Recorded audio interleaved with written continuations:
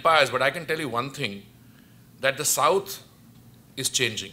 That when President Lula used the term, a new geography of development, this he used, I think, in 2004, he was dead on target. I mean, who would have thought that the largest trading partner for every large developing country is going to be China? Brazil benefits by China's growth because the Chinese economy grows at 9–10%. They need more soya, they need more minerals, iron ore, they need more everything, and Brazil is happy and supplying it. And Brazil is a huge economy itself. Similarly, Russia applies. Keep the Russians out. Today, I think most of us have China as our largest trading partner. Certainly the case with, I don't know whether Brazil, US probably is larger, but India, China is larger. Now, in this new trade geography that is emerging, is it a good thing or a bad thing? I think that we should allow the market to develop itself. The United States will continue to be the world leader for many, many years to come because the United States has one advantage. It is way ahead on technology. And I don't think anyone else is going to catch up on that front. The rest, it's going to be painful. And if people try to resort to protectionism, the crisis in Europe, I mean, you use words like mosquitoes and so on.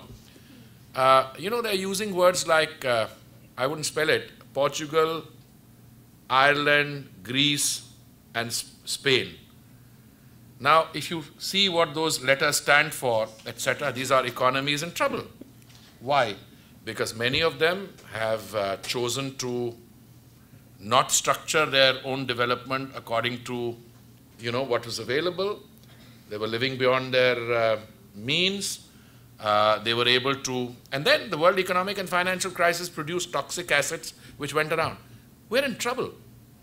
I don't see, other than countries of the South, which survived the, and your background paper says that very well, whoever wrote it, I totally agree.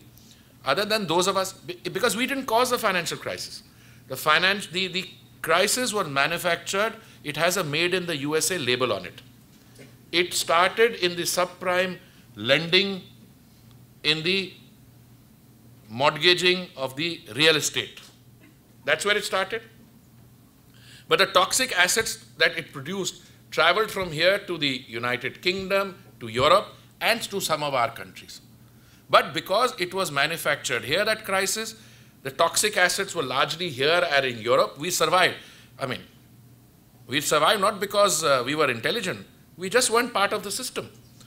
Now, those toxic assets you have to deal with.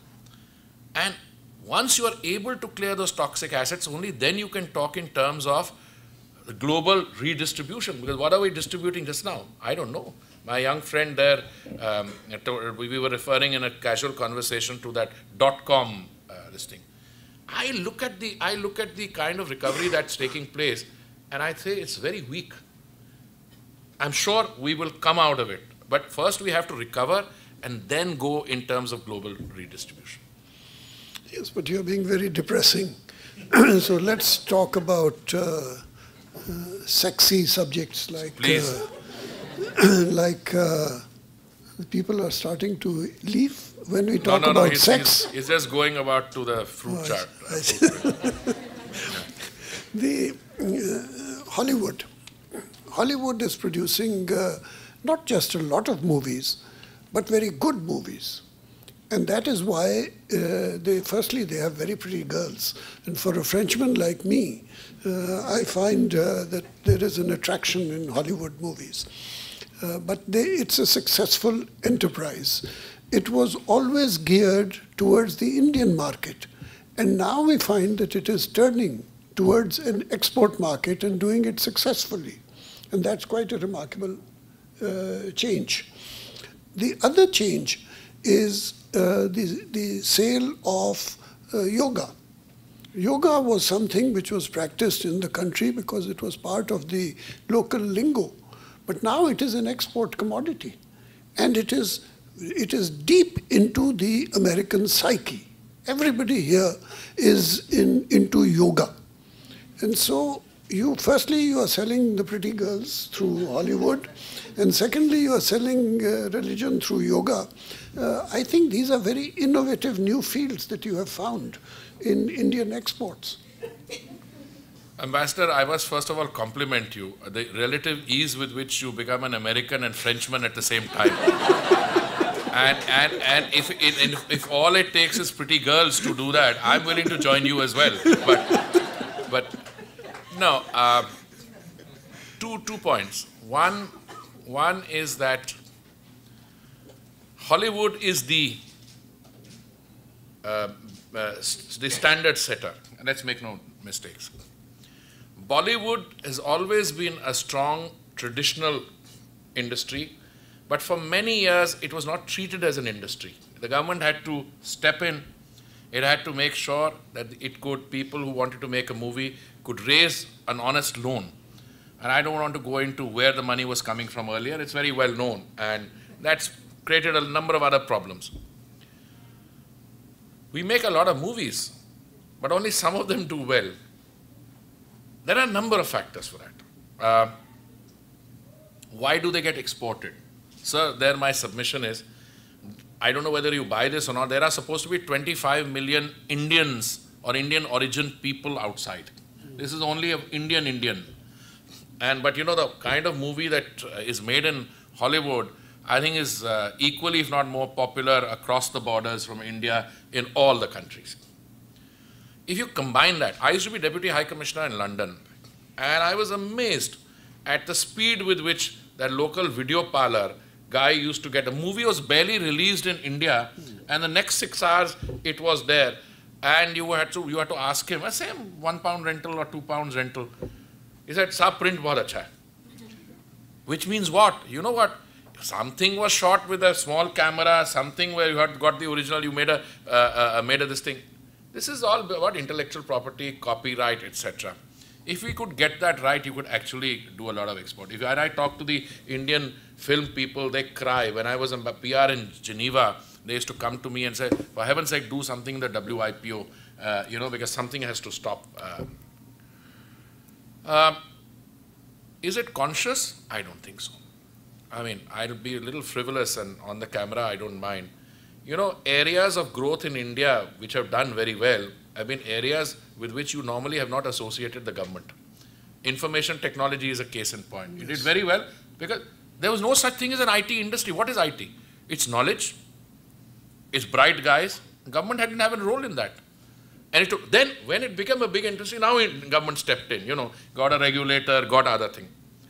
Hollywood, I think same thing happened. The industry grew by itself. Only when the shadier part came in, then government tried to step in and helped out. But do we consciously export this? I don't think so. I mean, if somebody one day told me that, you guys have a great grand scheme and you are seconding that. We sent yoga out. Yoga went out on its own.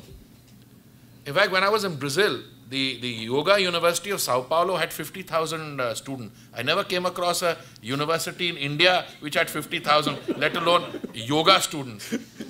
Yoga is something like the Indian, how do you put it, the Indian Vedas. They have been transmitted, by word of mouth. And yoga is something where, Masterji comes in the morning, or if you are living near India Gate, there's a yoga master, kids go. It's somehow... Why did the Americans take to it? Because the Americans have this great ability of knowing what is good. And it doesn't cost anything. You go to I don't know, my wife has been suggesting Weight Watchers for me, but I think I'll go back to yoga. But seriously, yoga is one of those things which it's in the public domain. There's no intellectual property on it. You don't have to pay for yogic knowledge. Maybe you have to give some consideration to someone who willingly teaches you yoga. This is one of the better things of India, and I'm quite happy that's going on. On Bollywood, as long as the women are good looking, I have no problem in the export part of it.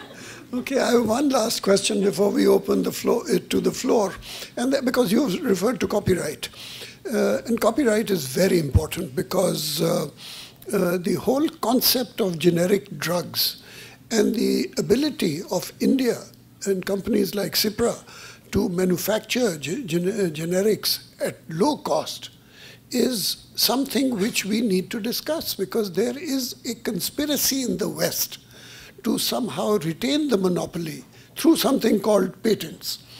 And so the debate in the West is between the holder of the patent and the person who's stealing the patent. And in the process, the rights of the third person, who is the consumer,